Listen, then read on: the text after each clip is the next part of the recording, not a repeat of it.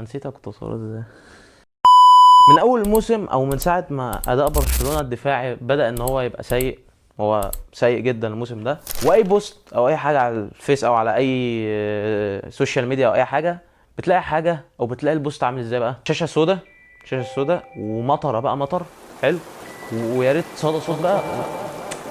يا انيجو يا مارتينيز، يا انيجو، والله الحل من بعدك هو ضايع. بس انت اكيد كواحد بيفهم كوره يعني وراجل كبير يعني ناضج، اكيد عارف حاجه مهمه جدا، ان مش معقوله مدافع عنده 35 سنه كبير في السن ما لعبش غير موسم واحد مع الفريق هو اللي يخلي دفاع برشلونه من انه المصيده العالميه، لان هي حتى مش قادره تصطاد سمك في ميه.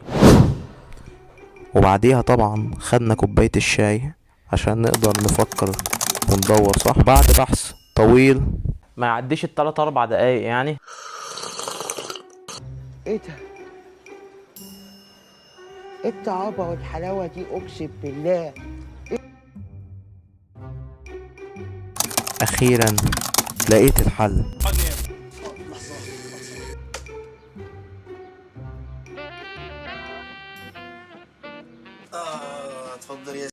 وده خلاني اتوصل لاربع اسباب رئيسيه، مش شرط ان هم يكونوا بس الاسباب. اللي في الدنيا يعني، بس هم على الاقل من وجهة نظري هم دول الاربع اسباب. اول سبب هو رحيل انيجو مارتينيز، تاني سبب هو ماركوس عبد الحميد راشفورد، تالت سبب يا غبي ده وش يا غبي، تالت سبب هو عند هانز فليك، رابع سبب والاخير هو اعتياد فرق اللي بتلعب برشلونة على اسلوب لعبه. فده عنوان فيديو النهارده وده اللي احنا هنتكلم فيه. فيا ريت قبل ما نبدا فيها حاجه، لو انت اول مره تشوفني، وهي دي غالبا اول مره لان ده فيديو بقالنا سنه ما بننزلش فيديوهات، بس يعني عامة دي لو اول ولا تاني مرة ولا مش عارف المرة الكام اللي انت تشوف القناة دي فيها، يا ريت تنزل تحط لايك وتشترك في القناة عشان يوصلك اي فيديو جديد بننزله. ويلا بينا نشوف ازاي دفاع برشلونة بقى حاجة يرثى لها. خلينا ناخد سبب سبب كده ونبدأ الاول باول سبب. اول سبب وهو رحيل المدافع العالمي الرائع جدا الاسطوري انيجو مارتينيز. انيجو مارتينيز اللي كان بيقدم الحقيقه لبرشلونه حاجات اكتر بكتير من كونه مدافع توب كلاس او كلاس ايه. يعني مثلا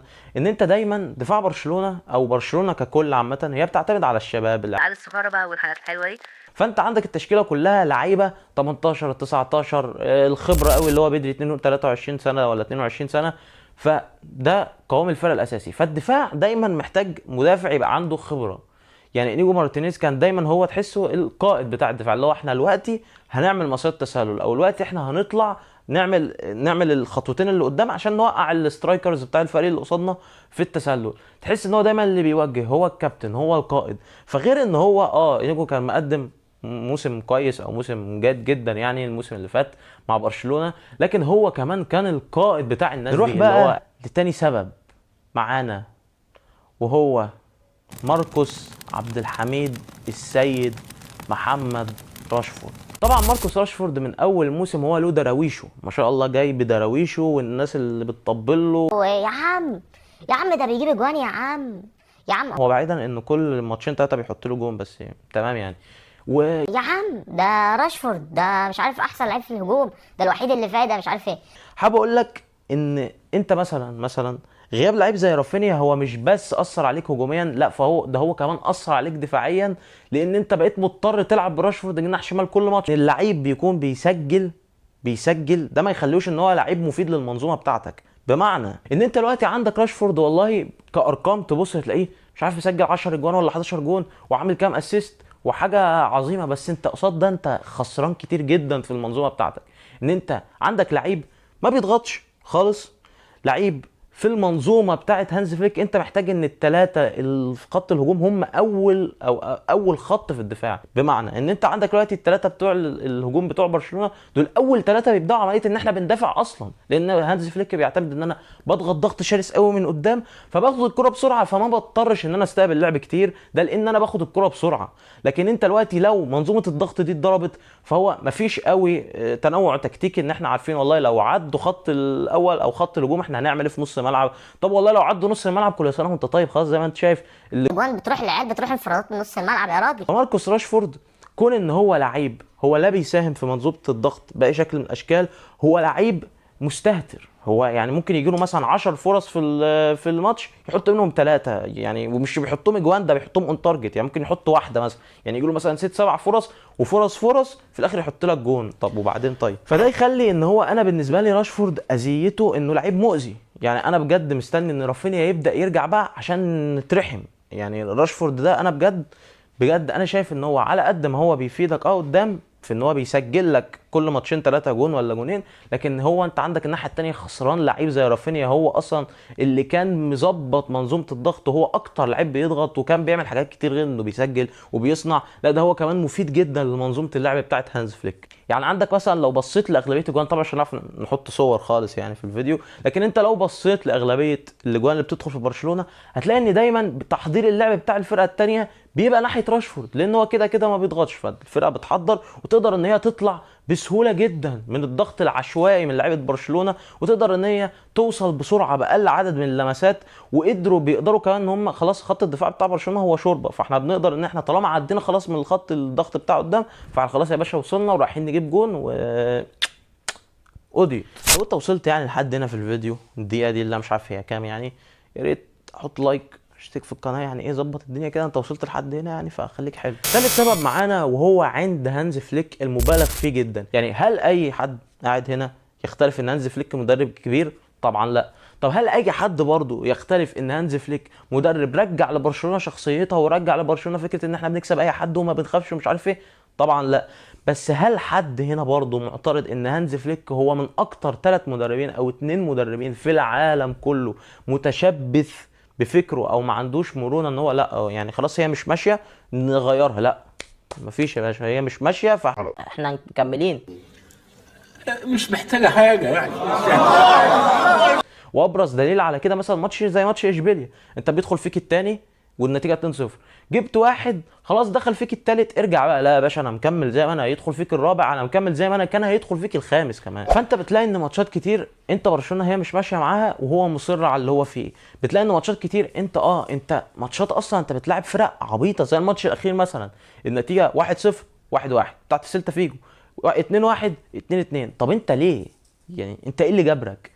انت ماتشات زي دي انت محتاج ان انت تقفل وبتاع، و1-0 2-0 كتر خير الدنيا، لكن ان انت برضه تفضل بالطريقه دي وان انت فاتح دفاعك وان انت مش عايز انك ترجع في اي مرحله من مراحل اللعب واي مرحله من مراحل الماتش. يا راجل ده برشلونه داخل فيه السنه دي بتاع 6 7 اجوان، انا لو ينفع كنت عرضتهم لك، بس 6 7 اجوان كلهم عباره عن الكره بتتباصى باصتين بيروح الواد انفراد من نص الملعب. انفراد من نص الملعب. انت كام اصلا فرقه في الدنيا بيخش فيها جوان ان الواد بيجري راح من نص الملعب راح يجيب جون وهو احنا لسه في دايره السنتر؟ ده انا كمان عايز افاجئك بقى واقول لك ان شوف برشلونه بقى بان هو المفروض ان هو الهجوم والدفاع المتقدم مش عارف ايه، برشلونه مش من اعلى 3 فرق بتلعب دفاع متقدم في العالم. يعني برشلونه مش من اعلى حتى 3 فرق او 4 فرق كمان اللي هو بيعملوا الدفاع المتقدم او دفاعهم بيبقى متقدم بشكل كبير في العالم. بالعكس انت عندك مثلا فرقه زي اتلتيك بلباو اعلى بكتير من برشلونه. على فكره اتلتيك بلباو بتلعب دفاع انتحاري وما بيدخلش فيها بنفس الشراهه اللي بتدخل في برشلونه والاجوان اللي بتدخل فيه. ثانيا وكمان اللي افاجئك بقى ان ريال مدريد، تخيل ان ريال مدريد اصلا دفاعه بيلعب بدفاع متقدم اكتر كمان من برشلونه.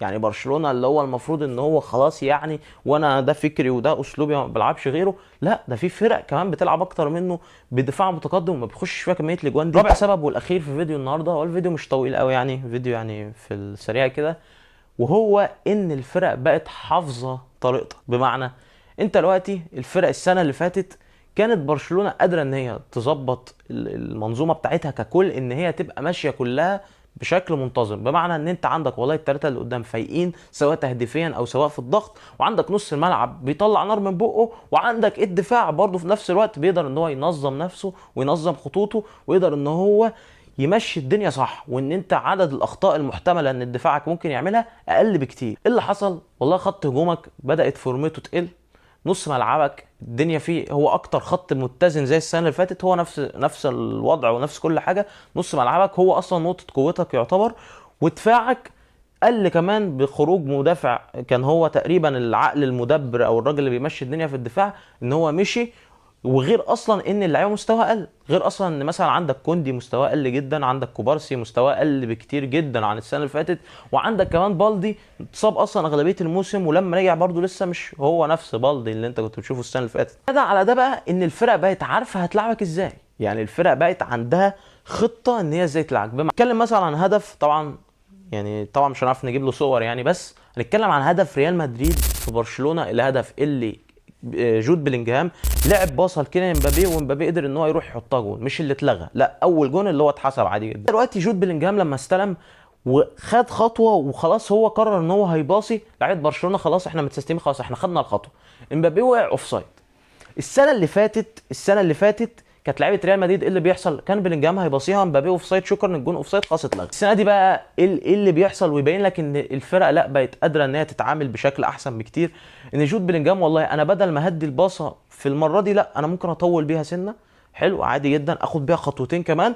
وامبابي طبعا قال لك انا كده اوفسايد، جميل قوي، جاي راجع خطوتين بكل ذكاء. وده يبين لك ان طالما هو مشكلته السنه اللي فاتت كانت حضور، ان هو بس ذهنه ما كانش حاضر في الملعب قوي، لكن السنه دي خلاص بسيطه جدا، هاخد خطوتين لورا. وجود بلينجهام زقها الزقه وقام جاي مديها الباص، شكرا، مش فيش لا اوفسايد ولا نيله ومصيده ولا مصيده اسماك يا جدع، ولا مزارع اسماك بقى، ولا مزارع دي ما تقرفناش، والواد راح انفراد وحط جون بكل سلاسه وبكل بساطه. يعني حاجه جميله جدا الحقيقه. تلاقي ان والله جون ساذج جدا ومنظره اصلا عبيط، يعني ان جون زي ده يدخل فيك منظره عبيط، ناهيك بقى عن كميه الاجوان اللي بنفس الطريقه كده. كمان فكره تانية الفرق بقت بتعملها، وهو حتى وده بالاخص الفرق اللي بتدافع قدام برشلونه، اللي هو الفرق اللي نازله مثلا اسبانيول او مثلا ريال اوفيدو او اي فرقه، الفرقه دي بقت بتعمل حاجه صايعه قوي. هي ايه؟ ان هو والله بيسيب لك المهاجم بتاعه، بدل ما الفرقه كلها تحت الكره، لا عادي خالص، انا هسيب لك المهاجم بتاعي قدام بس هيفضل قبل دايره السنتر. اللي فات مثلا بديك مثلا ايه اللي بيحصل؟ احنا والله كلنا تحت الكوره،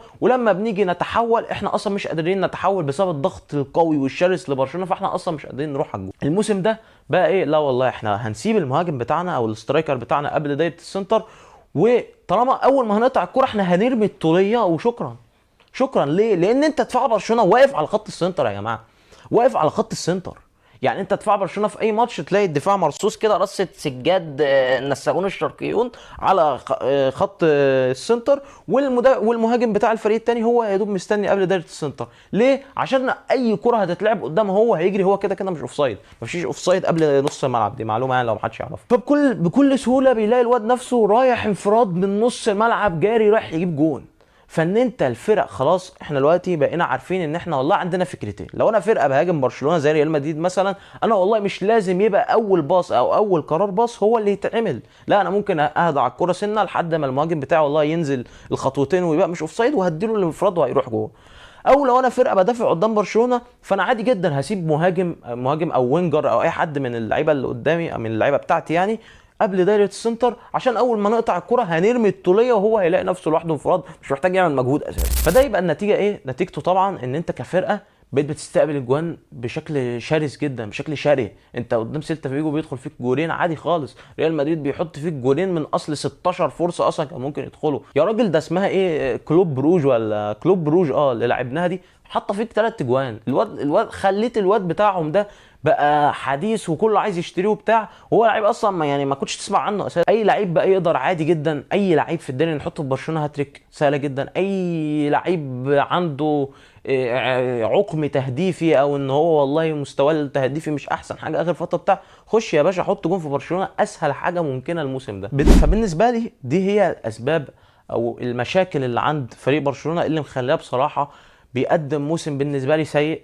وفي يناير انت لو ما قدرتش ان انت تجيب مدافع كويس يسندك ورا، ورافينيا لما يرجع اظن ان الموضوع هيتحسن. ماركوس راشفورد لما يطلع من الملعب انا شايف ان دفاعيا الوضع هيتحسن، وغير كده كمان هجوميا هيتحسن، لان انا متاكد ان رافينيا هو احسن بكتير عن كون من راشفورد. رافينيا لو جاله فرصتين هو هيحط لك واحده، لو جات له واحده هيحطها لك عادي جدا، لو جات له 3 هيحط لك منه 2 وممكن يحطهم ال3. راشفورد لو جاله 10 وحط منهم واحده بيقرفنا. ففي النهايه نتمنى تحسن اداء برشلونه في الفتره الجايه، ونتمنى ان يعني الوضع يبقى احسن من كده، لان الصراحه انا شايف ان بالمنظر ده انت بره منافسه الدوري. انا شايف كده ان انت لو كملت بالمنظر ده ان انت اي حد ممكن يحط فيك اجوان، وبيخش فيك اجوان من اي فرص ومن اي انماط لعب ومن اي حاجه، فانت تبقى بره منافسه الدوري. طبعا ده ابطال مش محتاج اكلمك يعني ان انت هتبقى بره من بدري يعني. بس ده كان فيديو النهارده، فيا ريت لو انت وصلت لحد هنا ما تنساش حط لايك، اشترك في القناه، وفعل زر الجرس عشان يوصلك اي فيديو جديد بننزله. سلام.